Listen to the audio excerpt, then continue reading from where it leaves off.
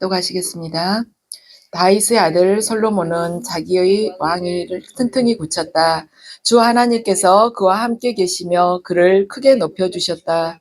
솔로몬은 온 이스라엘 곧 천부장과 백부장과 재판관들과 온 이스라엘의 지도자들과 각 가문의 족장들을 불렀다. 솔로몬은 온 회중을 데리고 기브온에 있는 산당으로 갔는데 거기에는 하나님의 회막 곧 주님의 종 모세가 광야에서 만든 회막이 있었다. 그러나 하나님의 괴는 다윗이 일찍이 예루살렘에 괴를 모실 장막을 치고 기럇 여아렘에서 그리로 올려다 두었다. 다만 후리 손자여 우리의 아들인 부살렐이 만든 노제단은 기브온에 있는 주님의 성막 앞에 있었다. 그래서 솔로몬은 회중과 함께 그리로 나아간 것이다. 솔로몬은 거기 주님 앞, 곧 회막 앞에 있는 노제단으로 올라가 번제물 1000마리를 바쳤다. 그날 밤 하나님께서 솔로몬에게 나타나셔서 내가 너에게 무엇을 주기를 바라느냐 나에게 구하여라 하고 말씀하셨다. 솔로몬이 하나님께 여쭈었다. 주님께서 나의 아버지 다윗에게 큰 은혜를 베푸셨고 또한 나로 하여금 아버지의 뒤를 이어 왕이 되게 하셨습니다. 주 하나님, 이제 나의 아버지 다윗에게 하신 말씀을 그대로 이루어 주십시오. 주님께서 나를 땅의 티끌같이 많은 백성의 왕으로 삼으셨으니 이제 지혜와 지식을 나에게 주셔서 이 백성을 인도하게 하여 주십시오. 이렇게 많은 주님의 백성을 누가 다스릴 수 있겠습니까? 하나님께서 솔로몬에게 말씀하셨다. 너의 소원이 그것이로구나.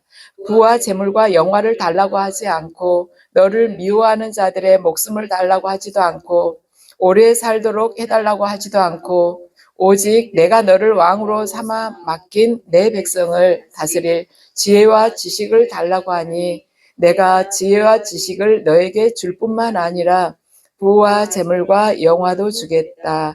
이런 왕은 내 앞에도 없었고 내 뒤에도 다시 없을 것이다.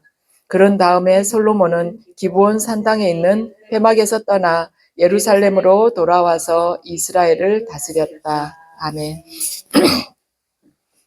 오늘 말씀 제목은 솔로몬의 1000번째입니다.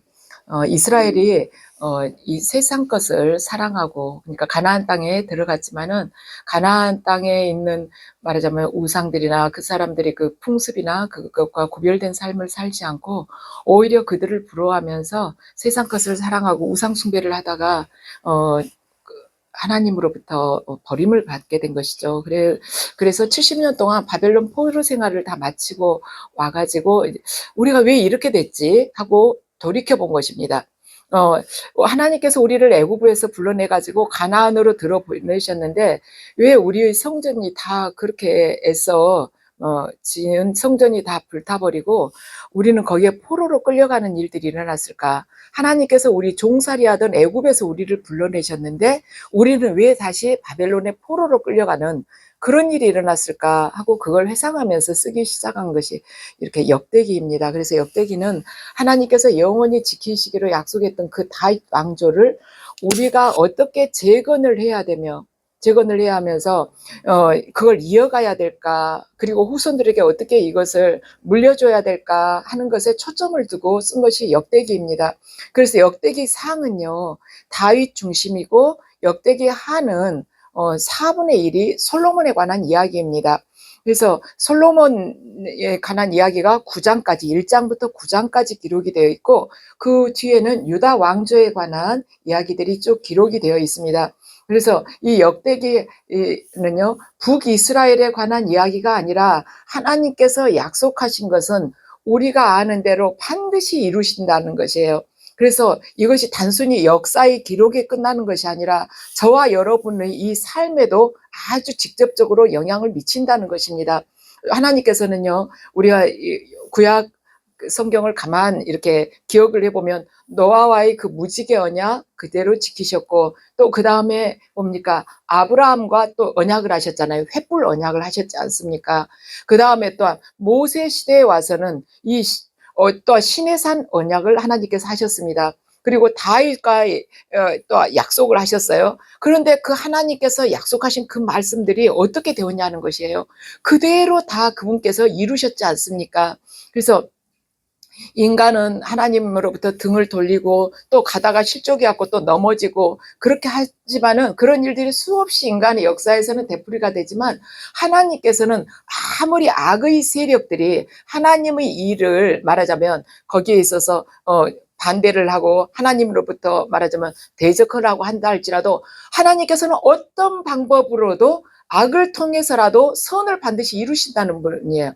당신의 역사를 반드시 당신이 그 섭리하에서 이루신다는 분이신 것입니다. 그래서 저와 여러분의 이 삶, 신앙생활을 보더라도요, 하나님께서 우리에게 주신 약속은 작은 것 같지만 우리가 순종하고 나아가게 된다면 하나님께서는 반드시 그분의 말씀을 이루시는 분이시라는 것입니다.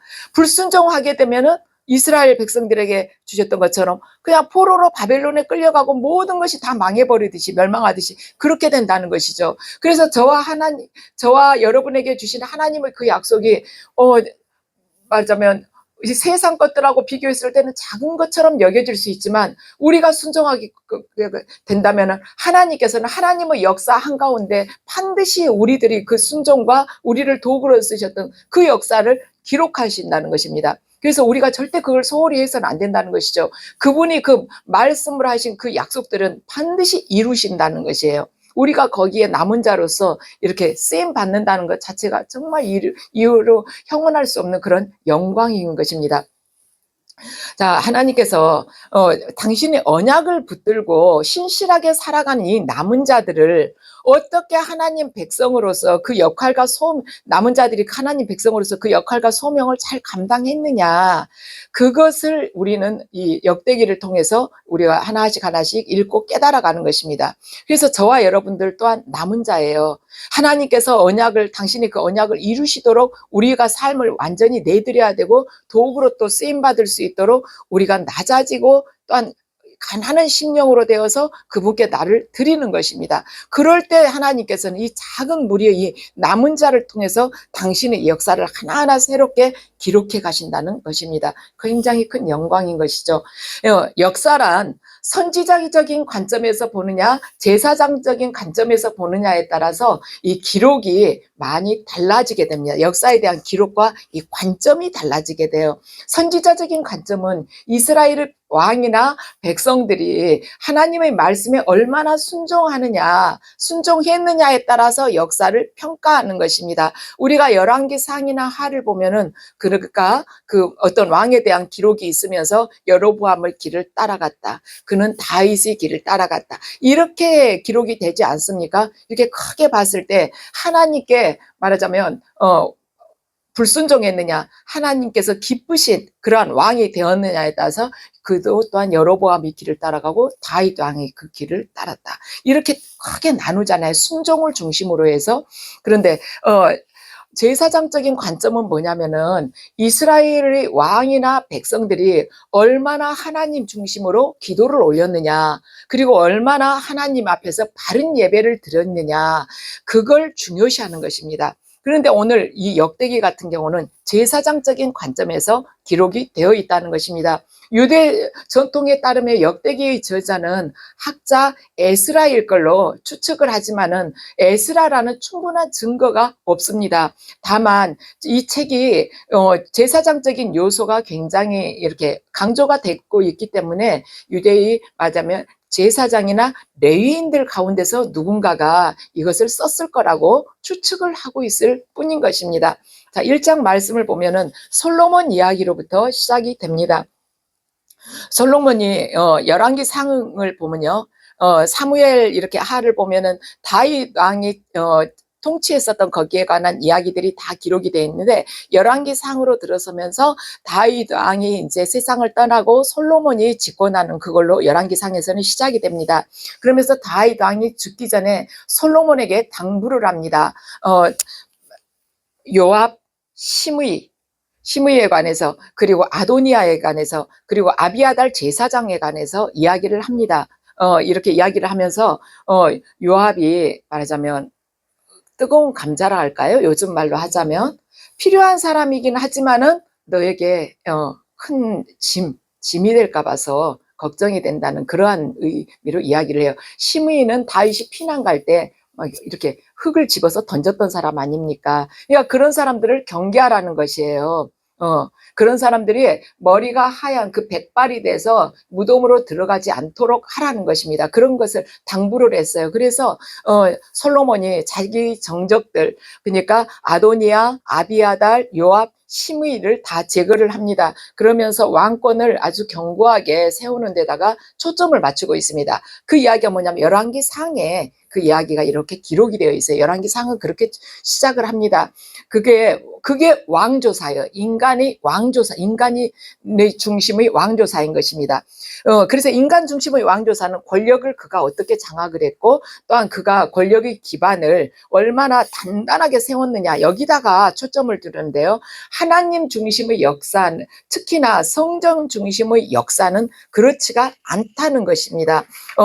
성전이 어떻게 세워졌느냐, 인간 중심의 그 역사하고 다른 점이 뭐냐면, 성전이 어떻게 세워졌느냐, 하나님의 전이 어떻게 이루어지고 있느냐. 그래서 1장에서 9장까지가 다 솔로몬에 관한 이야기인데요. 그중 3분의 2가 성전에 관한 이야기인 것입니다. 이 성전이 나중에 무너지기는 하지만은 이 성전은요, 이 땅에 오실 예수 그리스도의 제사장적인 소명을 눈앞에 딱 펼쳐 보여주는 그러한 장면인 것이에요. 그래서 이 성막이 어떻게 성전이 되어 가는지, 그리고 이스라엘이 어떻게 성전 중심의 신앙을 갖고 살아가는지를 우리에게 보여주고 있는 것입니다. 그래서 다윗은 살았을 때 그렇게 성전을 짓고 싶어 했어요. 자기가 사울 다음으로 이제 왕위에 오르게 됐을 때 나는 이러한, 말하자면 궁에서 살면서 내 여호와 하나님은 저렇게 말하자면 성막에다 놔두는 게 아니다 하고는 성전을 짓고 싶어 했지만 하나님께서는 그에게 허락을 하시지 않았습니다. 네 손에 피가 많이 묻었다고 네 아들에게 성전 짓는 걸 맡기겠다고 말씀을 하셨습니다. 그러니까 다윗이 성전 짓고 싶은 그 뜨거운 열망은 있었지만 하지를 못하니까 지을 재료를 아주 진짜 넘치도록 많이 준비를 해놓고 세상을 떠나게 됩니다. 그리고 성전 짓는 것이 솔로몬의 몫으로 이렇게 돌아가게 돼요. 그래서 솔로몬은 지금 자기가 왕이 되었지만 정말 중요한 것이 성전을 어떻게 지어야 될 것인가가 자기에게 주어진 어떤 과업이 된 것입니다. 그런데 솔로몬이 성전 지을 그 공사를 하기 전에 가만히 이렇게 기도하면서 묵상을 해보니까 요즘 말로 하자면 예배당을 짓는 게 문제가 아닌 것이에요. 예배당 건물을 이렇게 딱 짓는 게 문제가 아니라 예배당 앞에, 예배당 안에 계실 그 예배당의 주인이신, 교회의 주인이신 하나님과의 관계가 어떻게 되느냐. 아무리 예배당 멋지게 지어놔봐야 뭐예요. 그 안에 하나님께서 계시지 않는다면. 그래서 하나님께서 말하자면 성전 안에, 이 예배당 안에 계셔야 된다면 우리가 먼저 하나님과 바른 관계가 맺어져야 되지 않겠어요? 그래서 오늘 솔로몬이 이렇게 하나님 앞에 드리는 기도를 보면은 어떻게 해야지 우리가 하나님 앞에서 귀하게 쓰이는 사람이 되겠는가에 대한 그러한 의미, 해답을 알려주고 있는 것입니다. 그래서 우리가 오늘 봐야 되는 것은 일천번제가 갖고 있는 그 의미가 무엇인가, 일천번제의 목적이라는 것은 무엇인가, 거기다 초점을 맞춰야 된다는 것입니다. 오늘 본문을 보면요, 솔로몬이 온 이스라엘의 회중들을 데리고 기브온에 있는 산당으로 갑니다. 이스라엘 백성 전체가, 말하자면 이스라엘의 지도자, 백부장, 천부장, 대제사장, 제사장, 재판관들 다 데리고 기브온에 있는 산당으로 가요.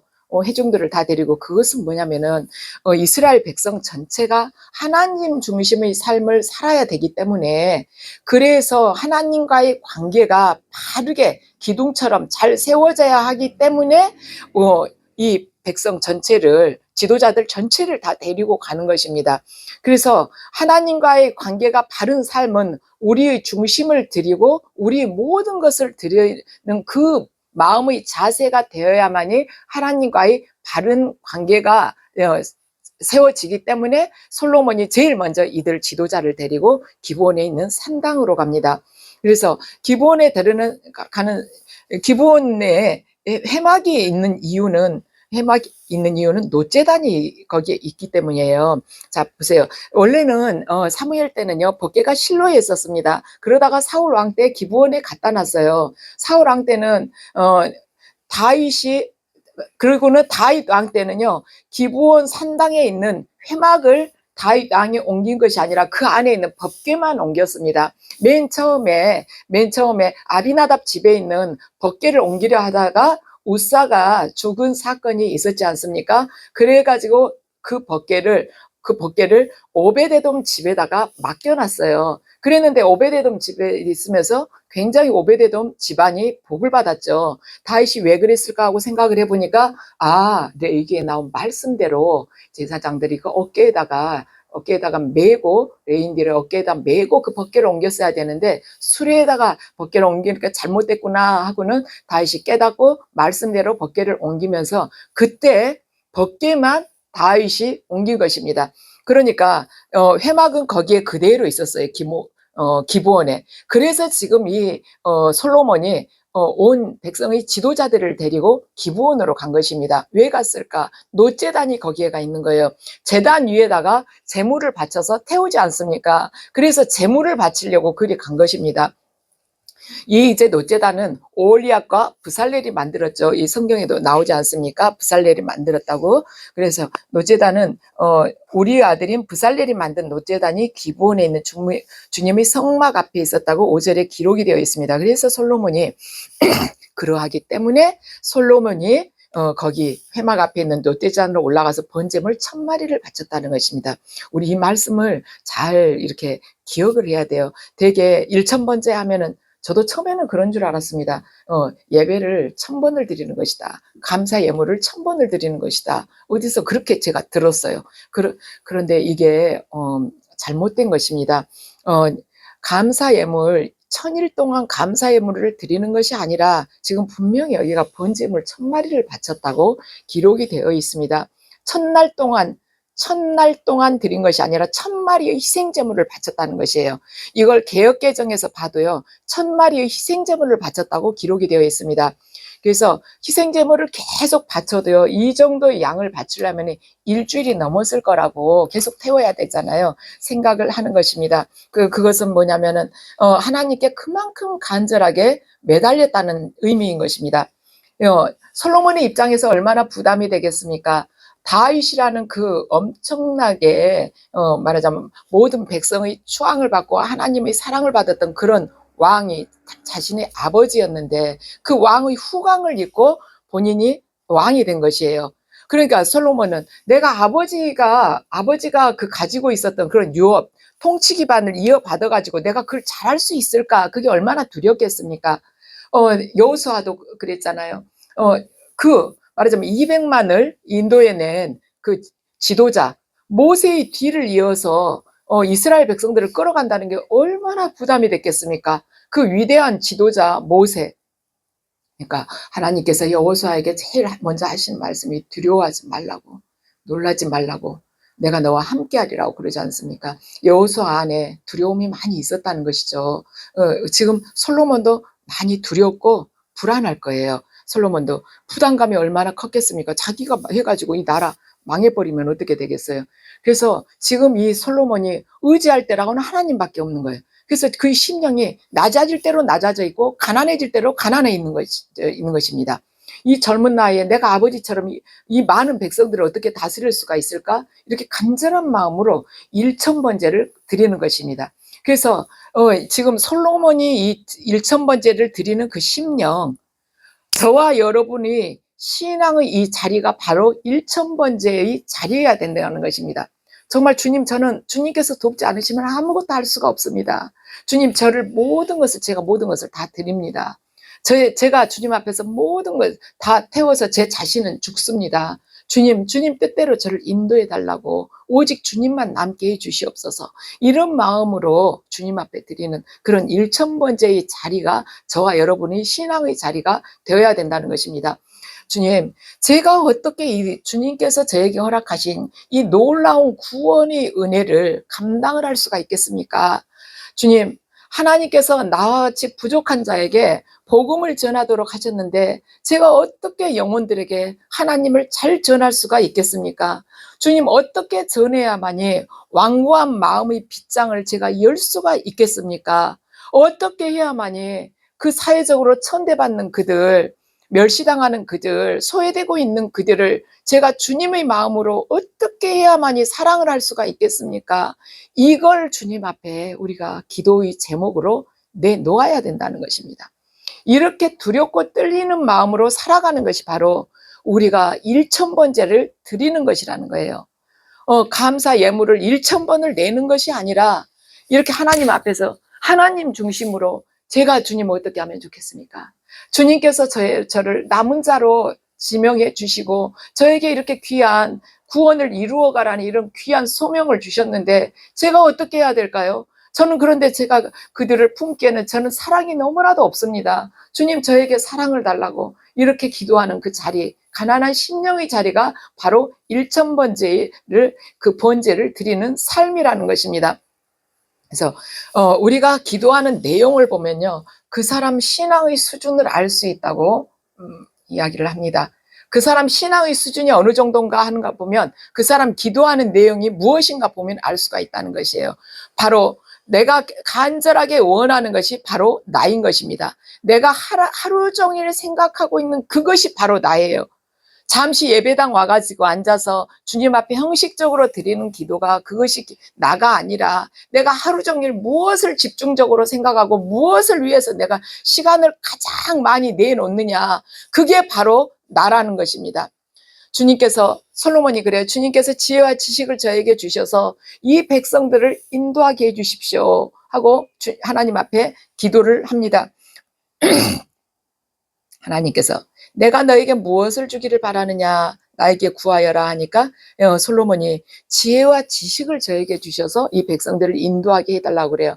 솔로몬은 지금 자기가 어떤 위치인지를 알았습니다. 자신이 이 하나님께서 맡겨주신 이 백성들을 잘 하나님께 인도해야 되는 목자라는 것을 알고 있었어요. 그러니까 이걸 하나님 뜻에 합당하게 인도하기 위해서는 지혜와 지식이 풍성해야만이 할 수 있다는 것을 알았습니다.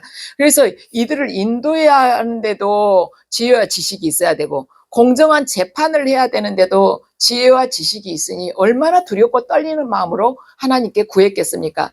그래서 그가 간절한 마음으로 하나님께 말씀을 드린 것이에요. 자기가 왕이지만 말하자면 왕자를 어느 누구도 넘보지 못하게 튼튼하게 저를 지켜주세요. 이 나라가 부자가 되게 해주세요.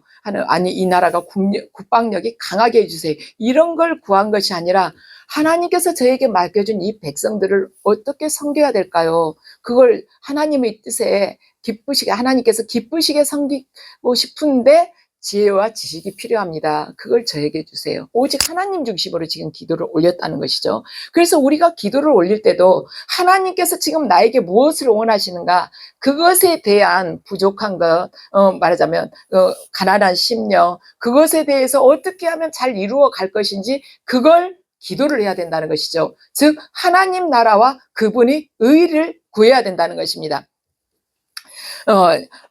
솔로몬이 이때 굉장히 가난한 마음이었어요.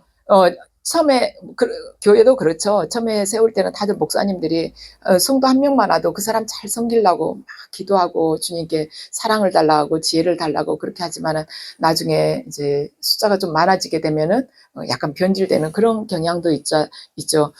저와 여러분에게 하나님께서 자, 내가 너에게 무엇을 주기를 바라느냐, 나에게 구하여라 하고 하나님께서 직접 말씀을 하신다면, 내가 네가 구하는 것을 응답을 하겠다고 말씀하시면 우리는 도대체 무엇을 그분께 말씀을 드릴 수가 있겠습니까? 내가 항상 생각하고 있는 거, 제일 첫 번째라는 거, 가장 최우선순위라는 걸 그분 앞에 말씀드리지 않겠습니까? 근데 그분 앞에 내가 최우선순위라고 생각하는 그것이 하나님 나라와 그분의 의와 일치되냐는 것입니다.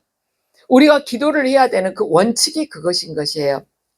지금 솔로몬은 어떻게 이 나라를 다스려야 합니까? 지혜를 주십시오. 지식을 주십시오. 하고 주님께 간절히 구하고 있는 것입니다. 그러니까 하나님께서 뭐라고 말씀을 하십니까? 자, 우리 11절, 12절 함께 읽으시겠습니다. 시작. 솔로몬에게 말씀하셨다. 너의 소원이 그것이구나. 부와 재물과 영화를 달라고 하지 않고 너를 미워하는 자들의 목숨을 달라고 하지도 않고 오래 살도록 해달라고 하지도 않고 오직 내가 너를 왕으로 삼아 맡긴 내 백성을 다스릴 지혜와 지식을 달라고 하니 내가 지혜와 지식을 너에게 줄 뿐만 아니라 부와 재물과 영화도 주겠다. 이런 왕은 내 앞에도 없었고 내 뒤에도 다시 없을 것이다. 아멘. 내가 너를 전무후무하게 세워주겠다는 것입니다. 하나님께서 우리가 육적으로 원할 만한 것을 벌써 알고 계시구나 하는 것을 이 말씀을 통해서 우리가 짐작할 수 있어요. 부와 재물과 영화를 대부분의 인간들이 원한다는 것입니다. 그리고 또 내가 아주 그냥 원수적고 안갚음하고 싶은 사람, 그 사람들이 목숨을 달라고 하는 그러한 것도 마음속에 우리들이 품고 있을 수 있다는 것이에요. 그걸 달라고 하지도 않았다는 것은 너희들 너무 속상하면 그런 생각이 들 때도 있지. 하나님은 우리의 깊은 그 육적인 마음을 알고 계시는 것입니다. 그걸 너희들이 원할 수도 있지만 네가 그것을 육적인 욕망을 성령의 능력으로 다 잠재우고 네가 오직 하나님 나라와 하나님의 의만 구하고 있구나. 너의 연약한 부분 내가 알고 있지만 내가 너에게 네가 원하지 않는 것까지도 내가 다 함께 채워줄게. 넘치도록 채워줄게 하고 말씀을 하시죠. 그래서 솔로몬은요. 솔로몬 그 전이고 후고 비교할 것도 없이 그때 그 나라의 부가 가장 강성해지고 국력도 강해진 것입니다. 하나님께서 부어주신 부와 영광이 그에게 함께 있었다는, 부와 재물과 영광도 주겠다는 것입니다. 하나님께서 구하지 않는 것까지도 아주 다 용성하게 해주신 것이죠. 예수님께서는 이미 이 말씀에 대해서 하셨어요. 예수님께서 이미 이 말씀을 하셨습니다. 자, 함께 마태복음 6장 33절 말씀 함께 읽으시겠습니다. 너희는 먼저 하나님 나라와 하나님의 의를 구하라. 그리하면 이 모든 것을 너희에게 더하여 주실 것이다. 아멘. 이 말씀을 우리가 꼭 붙들어야 되죠. 정말 어쩔 때는 막 힘들 때가 있어요. 하나님 나라, 하나님의 의, 그렇게 추상적인 거 지금 내가 먼저 구할 수가 있을까? 현실적으로 내 발등에 떨어진 불이 뜨겁고 또한 나를 찌르고 있는 현실적인 그런 고통들, 억압들 아니면은 궁핍들이 나를 이렇게 아프게 하는데도 그래도 내가 하나님 나라와 그분의 의를 구한다는 기도를 한다는 것이 어쩔 때는요. 꼭 내가 위선자인 것 같다 할 정도로 현실적으로 옥죄어질 때가 있습니다. 그렇지만 하나님께서는 우리 깊은 마음까지도 다 알고 계시다는 것이죠. 네 원수를 말씀하시잖아요. 너를 미워하는 자들이 목숨을 달라고 하지도 않고 너무 그러니까 얼마나 마음에 깊은 그 아픔이 있으면 그들 목숨을 그들 그냥 죽게 해주세요. 이런 말까지도 너희들이 할 수가 있다는 거 하나님 알고 계시죠. 그런데도 그 가운데서도 우리가 간절하게 그분과 이렇게 일치하기 위해서 하나님 나라와 그분의 의를 구할 때 그 모든 것을 하나님께서는 다 곁들여 주신다는 것입니다. 그래서 우선순위를 어디다에다 두느냐는 거예요. 우리가 기도할 때 삶 속에서 우선순위를 무엇에 두느냐는 것입니다. 하나님 나라와 그분의 의를 구하기 위해서는요. 그분을 온전하게 신뢰해야만이 항상 그것을 구할 수가 있는 것입니다. 그분께서 모든 것을 다 합력해서 선을 이루시고 그분께서 모든 것을 가장 아름답게 해주시라는 이 신뢰가 있어야 돼요. 그러지 않으면 내가 기도하고 내가 부르짖지 않으면 절대 안 될 것 같다. 내가 앞서게 되면 절대로 이 말씀이 내 안에서 말하자면 자라날 수가 없는 것이죠. 그래서 먼저 하나님 나라와 그분이 의를 구하십시다. 그렇게 되면은 하나님께서 그 모든 것들을 다 곁들여 주신다는 것이죠. 하나님 우리가 사랑에 대해서 목말랄 때 하나님의 그 사랑을 구하는 것이에요. 내가 정말 사랑하기 힘든 사람들 있거든요. 정말 저 사람은 내가 하나님 알지 않았더라면은 절대로 상대하고 싶지 않는 사람도 있어요. 그렇지만 내가 그럴수록 내가 그를 사랑하고자 하나님께 그 넘치는 사랑, 예수 그리스도의 그 십자가의 사랑, 독생자를 내주시기까지 당신께서 우리에게 모든 것을 주신 그 하나님의 넘치는 그 사랑, 그것을 달라고 주님께 기도드릴 때 하나님께서는 그 나머지 것도 모든 것을 하나하나 채워주시는 것입니다. 그래서 저와 여러분이 기도할 때 주님, 제 인생에서 오직 하나님만 구하게 해주세요. 저는 너무나도 약합니다. 저는 너무나도 금방이라도 넘어질 것 같습니다. 오직 하나님만 구할 수 있도록, 하나님만 하루 종일 생각할 수 있도록, 제가 하나님의 말씀만을 읊조릴 수 있도록 주여 저를 도와주시옵소서. 제가 연약하지만 제가 제 육적인 어떤 욕망이 먼저 튀어나가려고 할 때마다 성령님, 저를 그걸 제어해 주세요. 저를 주님 앞에서 복종시켜 주세요. 저를 깨뜨려 주세요 하고 기도할 때 하나님께서 우리 이 작지만, 인간이라는 게 얼마나 흙으로 만들어졌는데 얼마나 약하겠습니까? 그렇지만 그 안에서도 작은 새순처럼 올라오는 우리의 그 뜨거운 마음, 그 간절한 마음을 보시고 우리의 삶 속에서 역사를 하시게 되실 것을 믿습니다. 그래서 저와 여러분에게 하나님께서 주신 비전이 있어요. 언약이나 다름이 없는 것입니다. 그런데 우리가 순종하게 될 때 하나님은 반드시 이루신다는 것입니다. 우리는 작은 것 같지만 하나님의 말씀의 그 무게는 다 똑같은 것입니다. 순종하게 될 때 그분은 새 역사를 우리를 통해서 쓰시는 거예요. 하나님께서는 남은 자를 통해서 새로운 역사를, 하늘나라를 건설해 가시는 것입니다. 그래서 절대로 움츠러들거나 그러지 마시고 하나님께서 쓰실 새 역사의 그런 주인공으로 저와 여러분이 쓰임 받으시기를 주 예수 그리스도의 이름으로 축원합니다. 아멘.